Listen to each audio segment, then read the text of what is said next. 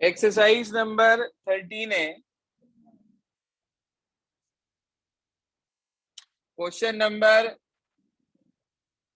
70 से लेकर 102 तक के डाउट्स ले रहे हैं। सबसे पहली प्रॉब्लम है क्वेश्चन नंबर 73। समझिए ध्यान। 73 में उसने ये कहा हमें I is equals to integration of sin x upon sin x minus cos x। वैसे तो मुझे क्वेश्चन बताने की जरूरत नहीं है। अब एनसीईआरटी में 32-33 कराए थे मैंने आपको, ये वही क्वेश्चन है। बस वो 10 कोट में था, ये साइन कोस में दे रखा। 2 से मल्टीप्लाई पहले, 2 से डिवाइड। याद आया कुछ? ये आ गया sine x plus sine x, अपनी तरफ से cos x plus cos x minus. 32-33 कराए थे ना आपको, वही क्वेश्चन है बिल्कुल। एक बार तो sign x minus cos x ले लिया नीचे वाला,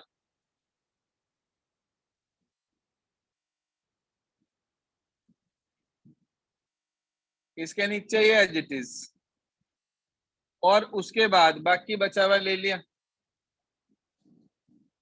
cos x plus sine x ये लिखा हुआ है, whole upon sine x minus cos x into d x. Sir ध्यान दीजिए, ये तो कैंसिल आउट हो रहा है सीधा सीधा, तो ये आ गया हाफ ऑफ इंटीग्रल 1 dx। तो ये हो गया, ये हाफ इसके साथ भी चला गया। Integration of cos x plus sine x ये लिखा मेरे बच्चे, अपॉन में लिखा है sign x minus cos x into d x. क्या करेंगे? I1 I2 बन गए, तो I1 I2 बन गए। उसके बाद इसका तो सीधा हो जाएगा, x/2 हो जाएगा। इसके अंदर नीचे वाले का t, ऊपर वाला देखो साइन एक्स का cos एक्स और cos एक्स का माइनस साइन एक्स, तो माइनस माइनस प्लस हो गया। एक स्पेशल टाइप भी बता रहा हूं, हमेशा के लिए ध्यान रखना, कभी भी नीचे का डेरिवेटिव यदि ऊपर रखा हो और कोई अंडर रूट ना हो, तो उसे सीधा log mod x plus f x, log mod f x plus c लिख सकते हो। क्या मतलब है? कहीं भी आ गया ना integration of f dash x upon f x d x, तो उसका सीधा साधा इंटीग्रेशन होता है log mod f x plus c, direct. नीचे का डेरिवेटिव यदि ऊपर डायरेक्ट पड़ा हो बिना किसी चेंज के, देखो साइन एक्स का डेरिवेटिव क्या, cos एक्स, और माइनस cos एक्स का प्लस साइन एक्स लिखा ऊपर, cos x plus sine x जूगा तू। नीचे का डेरिवेटिव अगर ऊपर डायरेक्ट लिखा हो तो log mod f x plus c लिख सकते हैं आप उसको।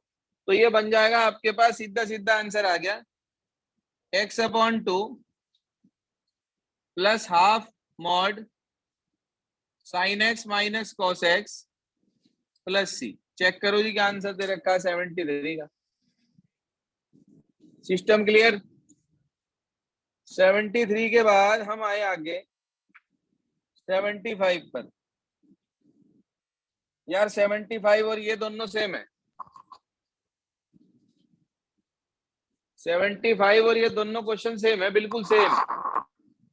जरा आप कोट को लिखो कोस अपॉन साइन। हाँ भाई 75 में कोट को लिखो कोस अपॉन साइन और एलसीएम ले लो, यही क्वेश्चन बन जाएगा जो का तू। Sine x upon sine x minus cos x, answer भी सेम होगा, चेक कर लो। करूँगा 75?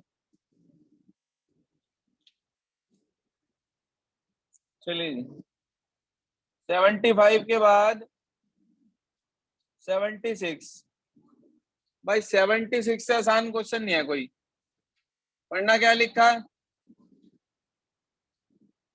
cos 2x अपॉन, हाँ जी क्या लिखा, cos 2x upon sine x plus cos x का होल स्क्वायर। बच्चे ना इतने परेशान हो जाते हैं इसे देख के, कहने लगे यार कोस 2x तो होवे नहीं था, साइन 2x होवे था इंटीग्रेशन तो, और वो भी साइन स्क्वायर एक्स और कोस स्क्वायर एक्स का। ये तो कुछ और ही आ रहा। अरे भाई कोस 2x का फार्मूला नहीं होता क्या, cos square x minus sine square x है? ट्रिग्नोमेट्री का फार्मूला नहीं है क्या कोस 2x का? वो फार्मूला अप्लाई कर दिया, ऊपर अलजेब्रा की एक आइडेंटिटी बन गई, ए स्क्वायर माइनस बी स्क्वायर, एक बार प्लस प्लस वाला तो इससे कट जाएगा एक ब्रैकेट, ऊपर रह जाएगा cos x minus sine x, बेटे नीचे sine x plus cos x, एक बार तो कट गया था, नीचे वाले को t मान लूं तो ऊपर डिफरेंशिएशन पड़ा गया साइन एक्स का cos x और cos x का माइनस साइन एक्स, तो इसका मतलब ये तो log mod sine x plus cos x plus c। अगर ये डायरेक्ट लगा रहे हो ना आप तो इसे ब्रैकेट में लिख दियो यहाँ पे, कभी टीचर नंबर उड़ा दे, कहने लगे कहां से आया भाई। भाई 1 मिनट में टीचर का कोई भरोसा नहीं, पता चल रहा उसे घर से नहीं मिला समोसा, उसने तोड़ दिया तुम्हारा भरोसा, क्या पता चले, कुछ नहीं भरोसा। तो इसलिए भैया लिख दियो, ठीक है। कभी भी टीचर को ये मान के ना चला करो कि उसे सब आ गए, उसे कुछ नहीं आता, वो तो कहे भैया मुझे सब बताओ। पढ़ाते टाइम टीचर को सब आता है, कॉपी चेक करते टाइम उसे कुछ नहीं आता। तो इसलिए टीचर के सामने सारे रीजन, सब चीज, फार्मूले प्रॉपर मेंशन करके आया करो, ताकि उसे नंबर काटने की कहीं पे जगह ना मिले, क्या उसमें मैं भी क्यों ना हूँ। लेकिन ये तो वैसे भी तुम्हारा नहीं है वाला, तो भाई सब्जेक्टिव है, ये तो सब्जेक्टिव है, इसमें तो सब लिखना पड़ेगा। चलिए जी 76 ओके। इसके बाद चलते, आंसर टैली कर लेना एक बार। 76 के बाद 77 पे आ गए हम। एक्चुअली ना बताने को तो मैं ये फार्मूला आपको पहले बता दूं, लेकिन ये फार्मूला समझ में तब आता है जब हम सवाल सीख जाते हैं, तब हमें पता चलता है हाँ भाई नीचे का डेरिवेटिव ऊपर पड़ा, ये तो डायरेक्ट बन रहा। क्योंकि आप उसे टी मानोगे 1/t आएगा, 1/t का log mod t होता है, फंडामेंटल वहां से आया हुआ है, कोई ऐसा नहीं है हवा में कहीं से तोड़ के ले आए, कहने लगे आजा भाई।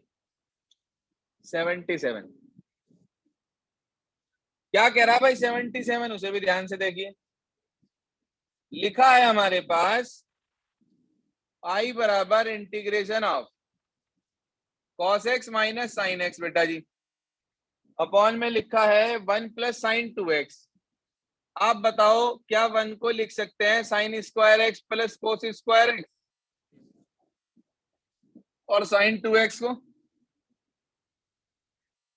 2 साइन एक्स कॉस एक्स। ये तो कोई फार्मूला सा बन गया मुझे लग रहा। किसका है? शाबाश, sine x plus cos x का होल स्क्वायर बन गया है, तो इसे टी मान लिया।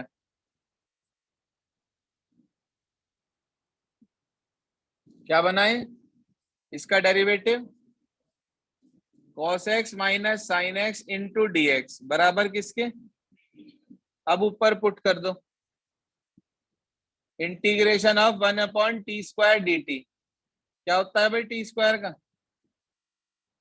-1/t बैठेगा, t की पावर -2 + 1/-2 + 1 ये आएगा प्लस c, t की वैल्यू रख दो -1 sine x plus cos x और प्लस सी। जरा चेक करना भाई क्या आंसर। हाँ जी क्या आ रहा है, यही आ रहा है। इसके बाद आ जाओ 79 पे। वैसे 79 बहुत आसान क्वेश्चन दिख रहा है मुझे, चैन रूल का क्वेश्चन है सिर्फ, खामखा ही तुम कंफ्यूज आ रहे और कुछ नहीं। पढ़ना क्या लिखा है, x sine cube x square और इनटू में कॉस एक्स स्क्वायर। हाँ भाई देखो बताओ, साइन एक्स स्क्वायर को टी मान लिया, डिफरेंशिएशन बोलो, बोलिए चैन रूल लगाइए। cos x square sir cos sin x x square square into का 2x cos x square into 2x बराबर dx इक्वल टू dt। 2 को भेज दिया यहाँ, तो x square cos x square dx की वैल्यू हाफ dt होगी। हाफ बाहर आ गया, integration of t cube dt रह गया। t क्यूब का क्या होता है भाई? t की पावर 4 upon 4 4 4 2 जा 8 ही हो गया। t की वैल्यू रख दी 1/8 साइन रेज टू की power 4 x square plus c. Check करो भाई आंसर क्या आ रहा।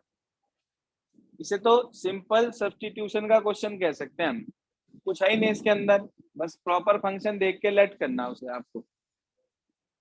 79 था जी ये। इसके बाद हम आ गए 8080 पर। अगली प्रॉब्लम है हमारी 80 क्या कह रहा है सुनिए।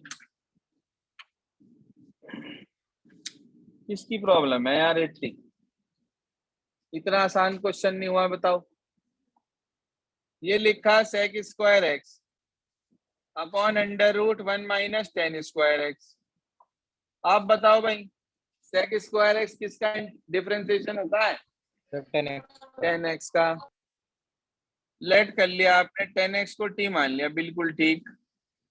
सेक स्क्वायर एक्स dx dt हो गया, तो आई बराबर आ गया integration of 1 upon under root 1 minus t square dt।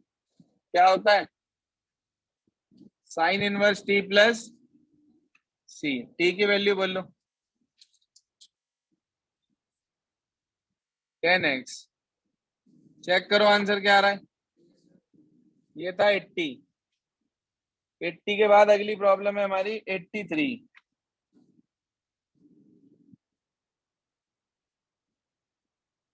देखो जी 83 को,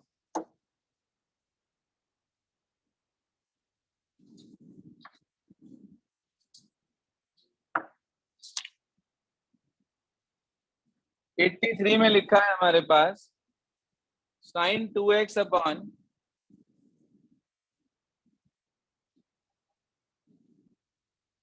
कितना है भाई?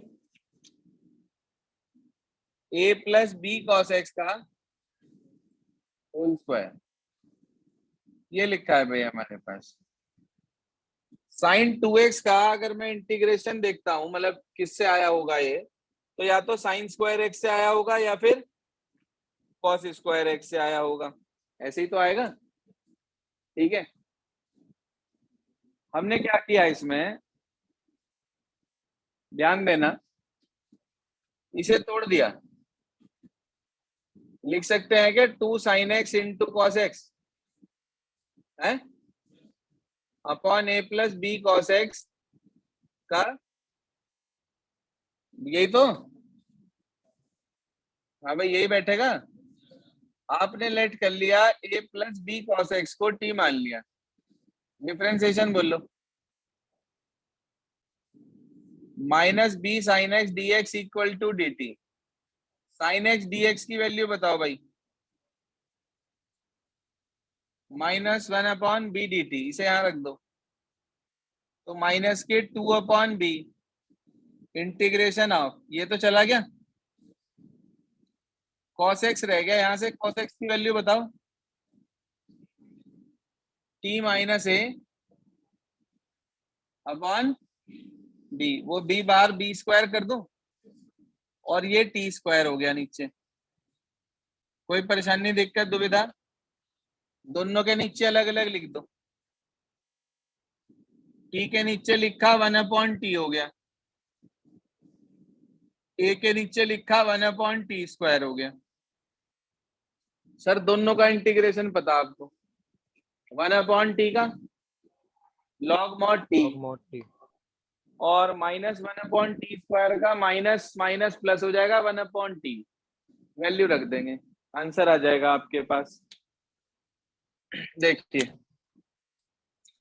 माइनस 2 अपॉन बी तो ये रहा बेटे, ब्रैकेट में है लॉग मॉड टी की वैल्यू क्या थी, a plus b cos x, फिर माइनस माइनस प्लस हो जाएगा, ए अपॉन टी रह जाएगा, a upon a plus b cos x.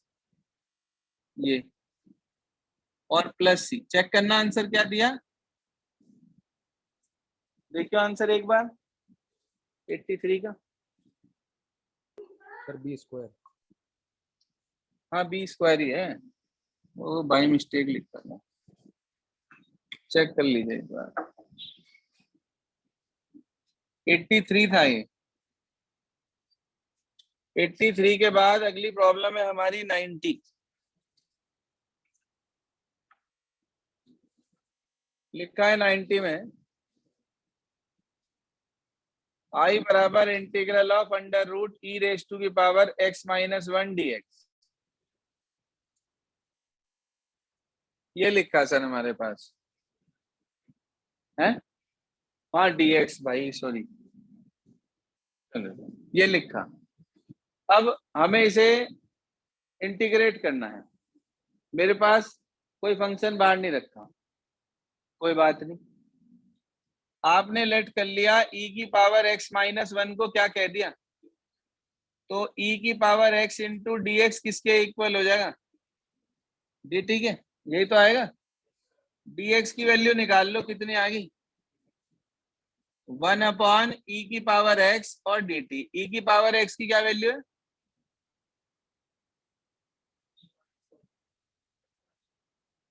t plus 1 ही तो, ये आ गई हमारे पास 1 अपॉन t प्लस 1 dt आ गई वैल्यू। अगर हम कॉमन ले लेते हैं इसमें से e की पावर x तो रूट x के रूप में, चलो देखते हैं रखते हैं क्या आता है, क्या बैठा रूट t तो ये आ गया, और dx की जगह हो गया t plus 1 into dt।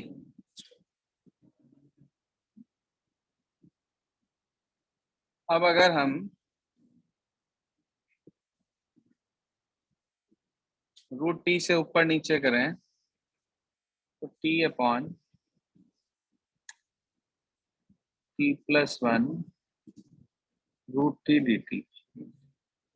Answer क्या दिया इसने 90 का।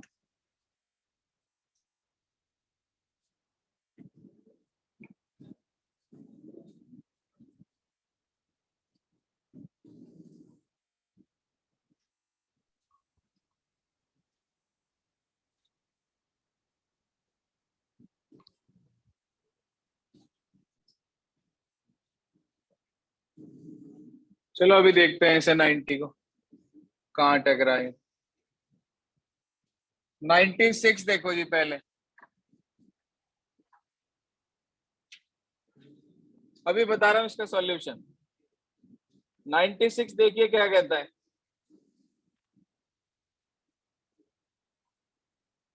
आई बराबर integration of 10x into sec square x upon 1 minus 10 square x. भाई सुन लो ध्यान से, ये क्वेश्चन है, आपने क्या करा नीचे वाले पूरे कोई टी मान लिया, 1 माइनस 10 स्क्वायर एक्स को टी मान लिया आपने। डिफरेंशिएशन बोलना क्या बैठेगा, इसका 0, इसका बैठेगा माइनस के 2 10x और 10x का sec square x dx equal to dt। तो 10x sec square x dx की वैल्यू माइनस के हाफ dt होगी, पुट करना इसे, माइनस हाफ ये रहा 1 upon t dt, 1 upon t का टी की वैल्यू यहां रख देंगे, आंसर चेक करना क्या रहा,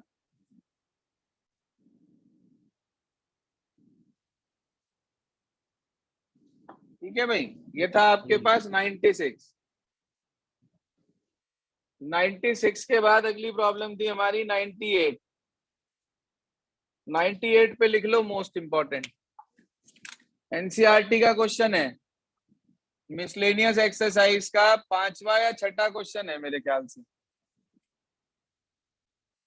देखना कौन सा है। आई बराबर integration of 1 upon x raise to की power half plus x raise to की पावर 1/3 dx। ठीक है जी, एनसीईआरटी में है क्वेश्चन, मिसलेनियस एक्सरसाइज में मौजूद। आप मुझे ये बताओ दोनों में से छोटी पावर कौन सी है, 1/2 या 1/3? सर 1/3। 1/3 कॉमन ले लो इसमें से, छोटी पावर कॉमन आ सकती है, तो 1/3 बाहर निकाल लिया, यहाँ क्या बच गया 1/2 माइनस 1/3, यानी कि 3 - 2 x की पावर 1/6 रहेगी क्या? भाई कॉमन लेने का मतलब डिवाइड करना होता है, डिवाइड का मतलब पावर सब्ट्रैक्ट हो जाती है। ये आ गया हमारे पास। अब इसके बाद का जो काम है उसे ध्यान से समझ लो बहुत आप, इसके अंदर एक नया कंसेप्ट और यूज होगा अभी, डिवीजन वाला। ये आ गया हमारे पास। हमने क्या करा, x⁻⁴ 1/6 को t मान लिया, ठीक है भाई। इधर से पावर 1/6 है, उधर जाके रेसिप्रोकल हो जाएगी, तो t⁻⁶ आ गया क्या? इसका डिफरेंशिएशन कर दिया, बोल लो कितना, dx = 6t⁵ और dt। कोई परेशानी इतने तक? भाई आपको पता है इधर अगर स्क्वायर होता है तो इधर स्क्वायर रूट हो जाता है, यानी कि पावर 1/2 हो जाती है। तो अगर इधर पावर 1/6 है तो उधर जाके पावर रेसिप्रोकल होके 6 आएगी। आपने इसका डिफरेंशिएशन कर दिया, dx = 6t⁵ dt आ गया। अब आपको ये सारी वैल्यूज उठा के यहाँ सब्स्टिट्यूट करनी है, तो बोलिए क्या मिलेगा? I बराबर इंटीग्रेशन ऑफ, ऊपर dx की जगह तो आ गया 6t⁵ और dt, नीचे आ गया x की पावर 1/3 है, मतलब x की वैल्यू है t⁵ t⁵ की होल पावर 1/3, 3 से कितने पे कट गया 2 पे, अंदर क्या रह गया t+1। कोई परेशानी इतने तक?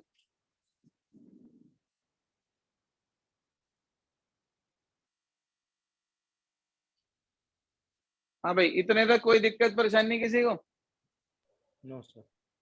अब मेन पॉइंट जो समझने वाला है ना इसमें, वो सिर्फ ये है, आप अपनी कंसेप्ट नोटबुक में भी चाहे लिख लें कि कभी भी यदि degree of numerator greater than equal to degree of denominator आ जाए, तो उस केस में हम एक्चुअल डिवीजन करते हैं और उसको quotient plus remainder upon divisor के रूप में लिखते हैं।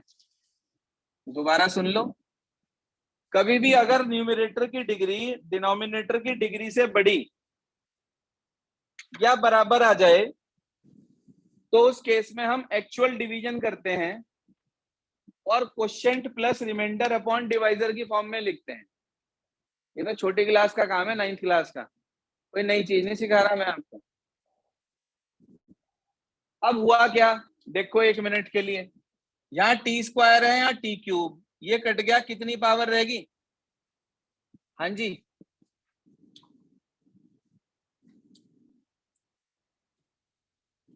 कुछ ऐसा बच गया क्या है? 9th क्लास में आपको डिवीजन सिखाया गया था कि एक पॉलिनोमियल को दूसरे पॉलिनोमियल से कैसे डिवाइड करते हैं, वो चीज यहाँ पे कर रहा हूं मैं। ये नोट कर लिया आपने? मोस्ट इंपॉर्टेंट पॉइंट है, नोट कर लेना, बहुत काम आएगा।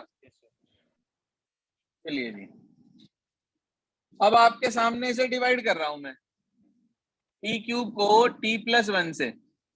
तो पहले t³ को t से करते हैं, t² आता है, t² की दोनों से multiply, t³ + t², sign change, पहली टर्म कट जाती है हर बार, याद है कुछ? फिर उसके बाद -t² को t से करा, -t आ गया, -t की मल्टीप्लाई करी, -t² -t, फिर साइन चेंज हुआ करता था, पहली टर्म फिर कट गई, t बच गया। फिर t को t से डिवाइड करा, 1 आया, अंदर मल्टीप्लाई कर दी सबसे, तो t+1 आ गया, दोनों के साइन चेंज करे, t से t कट गया, -1 रिमाइंडर आया। भाई क्या रिमाइंडर आया? -1। तो हमने इसे लिखा, ध्यान देना बोर्ड पे, इंटीग्रेशन ऑफ क्वोशिएंट, कितना है भाई क्वोशिएंट? यही तो, क्वोशिएंट प्लस रिमाइंडर, रिमाइंडर की वैल्यू -1 अपॉन डिवाइजर मतलब t+1। बोलिए सर, इतने तक कोई परेशानी? Quotient plus remainder upon divisor, remainder की वैल्यू -1 थी तो इसलिए बीच में -1 आ गया। सर आपको चारों का इंटीग्रेशन पता है? चारों का बोल लो क्या क्या होगा इसका।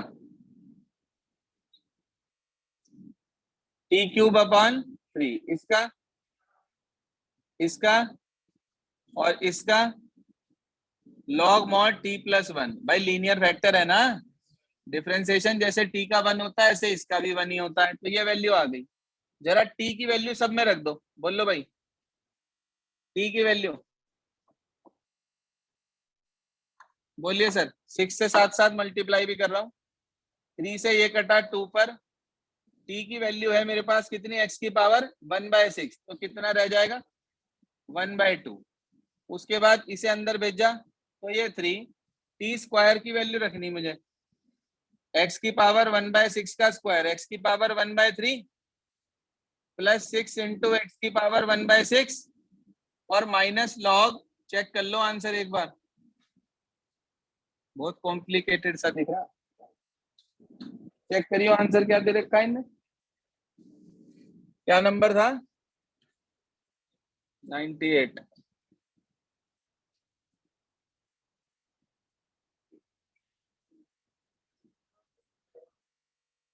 ये छोड़ दिया क्या हमने?